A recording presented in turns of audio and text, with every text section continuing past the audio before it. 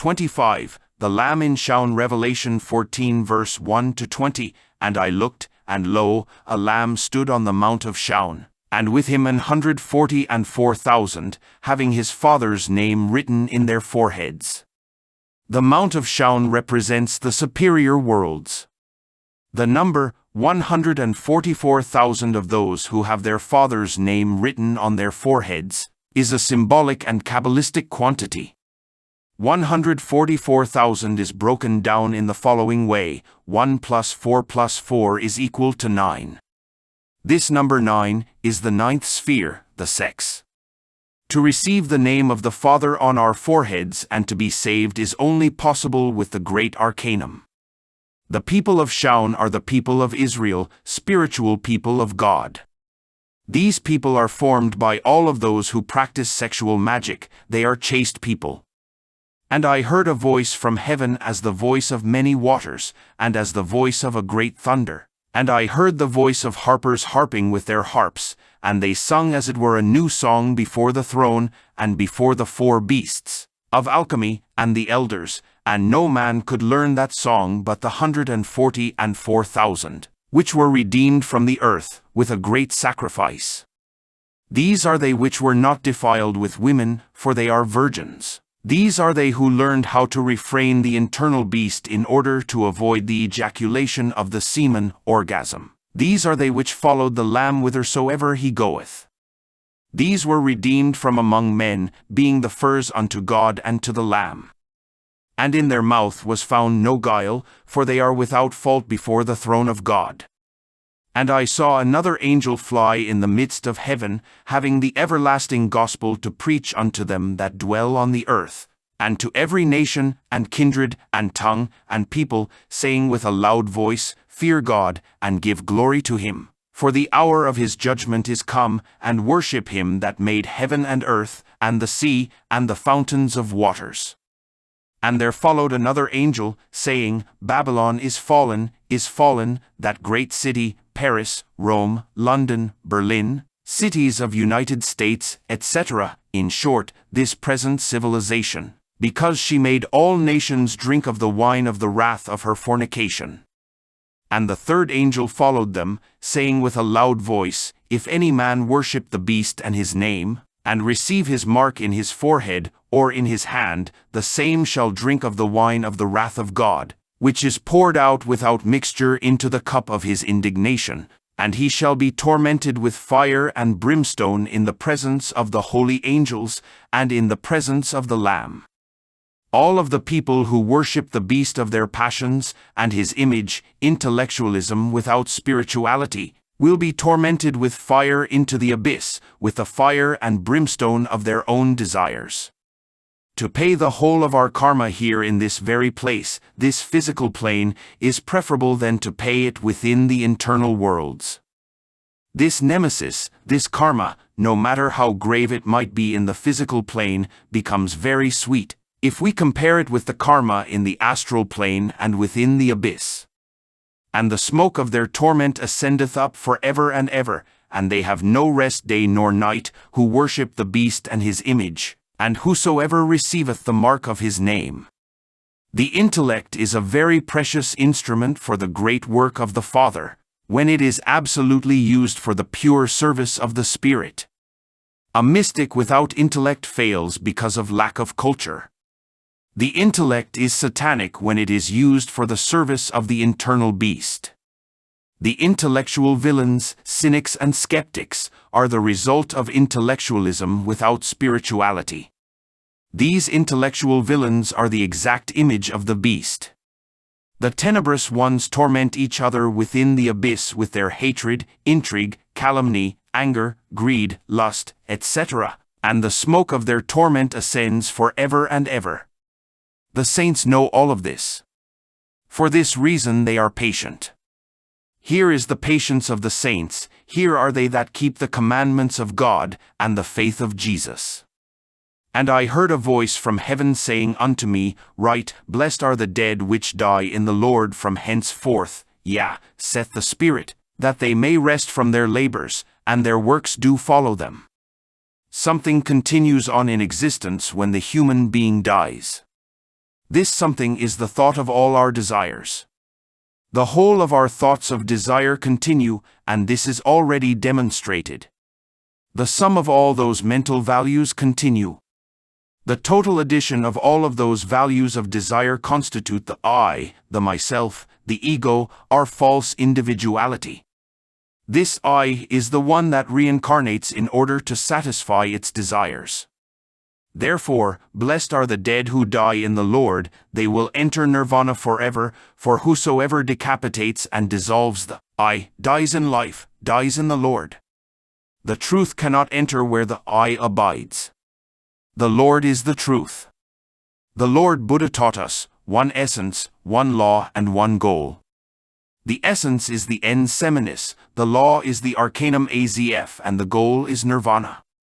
Thus, this is what the Buddha said, if thou understand, O Kasyapa, that all beings are of the same essence, the ens seminis, and that there is only one and unique truth, the Christ, and if thou lives in accordance with this comprehension, thou shalt reach nirvana. The Tathagata gives happiness and joy to the whole world, as the cloud that pours its waters, semen, over the just ones and the sinners. Everybody receives it, having the same feelings of compassion for the great and small, for the wise and for the ignorant, for the virtuous and for the sinner. The vast and swollen cloud impregnated with water pours into rain over pastures, thorny bushes, mountains, valleys, orchards and country fields. And all drink the water, semen, of this rain which is the same one essence. And trees, and plants, and herbs, mix and flourish and fructify, each one in accordance to its kind and nature, rooted to the same earth. All of these plants in the field or in the orchard receive the same water, semen, which vivifies and gives life to all. The Tathagata knows, O Kasyapa, the law which virtue is the knowledge and which goal is the peace of nirvana. This law is the arcanum azf.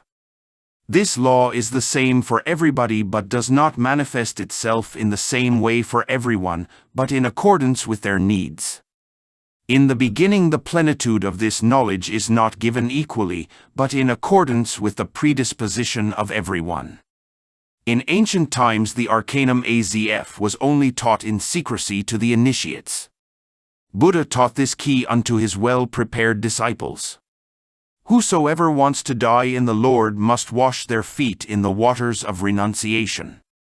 Thus this is how the Lord Buddha taught chastity as a basic foundation of initiation.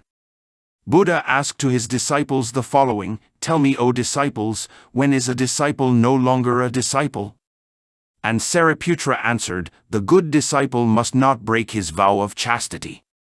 Whosoever breaks his vow of chastity is no longer a disciple of Sakyamuni." This is textual from the Gospel of the Lord Buddha, a transcription of the Pitakas or sacred scriptures of Buddhism. See the book of Yogi Karishnanda. The master Huirakoka gave the supreme key of chastity in Latin as follows: In migio membra virili in vagina femini sine ejaculatum seminis. Whosoever wants to die in the Lord must practice the 10 Commandments for the new era. First, thou shalt love thy eternal God and thy neighbor as thyself. Second, thou shalt study the secret doctrine of the Savior of the world. Third, thou shalt never slander thy neighbor, neither shalt thou utter immodest or vain words. Fourth, thou shalt sacrifice the self for the love of mankind and to love thy worst enemies. Fifth, thou shalt obey the will of the Father on earth as it is in heaven. Sixth, thou shalt not commit fornication, neither adultery in thy thought, words, and deeds. Seventh, thou shalt fight against the world, the demon, and the flesh. Eighth, thou shalt be infinitely patient and merciful. Ninth, thou shalt practice the arcanum azf with thy spouse. 10th, thou shalt wash thy feet in the waters of renunciation. You will die in the Lord with these 10 commandments. And I looked, and behold a white cloud, and upon the cloud one sat like unto the Son of Man, having on his head a golden crown, and in his hand a sharp sickle.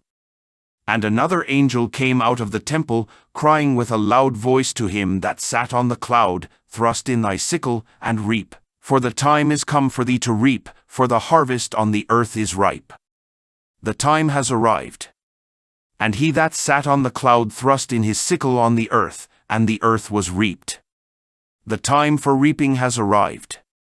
And another angel came out of the temple which is in heaven, he also having a sharp sickle. And another angel came out from the altar, which had power over fire, and cried with a loud cry to him that had the sharp sickle, saying, Thrust in thy sharp sickle, and gather the clusters of the vine of the earth, for her grapes are fully ripe. The power of the fire lies in the sex. Angels and devils, gods and beasts are born from sex. Man is the priest and the woman the altar. Through sex we sow and through sex we harvest. If the harvest is good, then we have a harvest of gods. If the harvest is evil, then the harvest is lost within the abyss. The wise North American Kabbalist, Manly P. Hall, who was cited by the great master of the White Lodge, Dr. Francisco A. Propato, said in his book of Occult Anatomy of Man the following: Those who will be incapable of lifting the fire of the spinal medulla throughout their Sushumna canal will be cast aside into a lateral kingdom, similar to that of the actual apes, monkeys, chimpanzees, etc. And the angel thrust in his sickle into the earth, and gathered the vine of the earth, and cast it into the great winepress of the wrath of God. The fulfillment of this 19th verse of the 14th chapter of Revelation is definitive. The angel cast the whole vine of the earth into the great winepress of the wrath of God. The Great White Lodge knows that human evolution on earth is lost. Human evolution totally failed, and this humanity is sinking into the abyss. And the winepress was trodden without the city, and blood came out of the winepress, even unto the horse bridles, by the space of 1,600 furlongs. This Kabbalistic quantity is broken down as follows. 1 plus 6 is equal to 7. This human race will expiate with supreme pain all of their evil deeds. The three ineffable beings of this 14th chapter of Apocalypse correspond to the three aspects of humanity: the world, family, and the human being. These three angels of the Most High are punishing countries, families, and human beings. The law is the law, and the law is fulfilled. These three angels obey the Son of Man. The Lord of all powers is seated on a cloud of glory. The Lord of all perfections has on his head a golden crown, and in his hand a sharp sickle.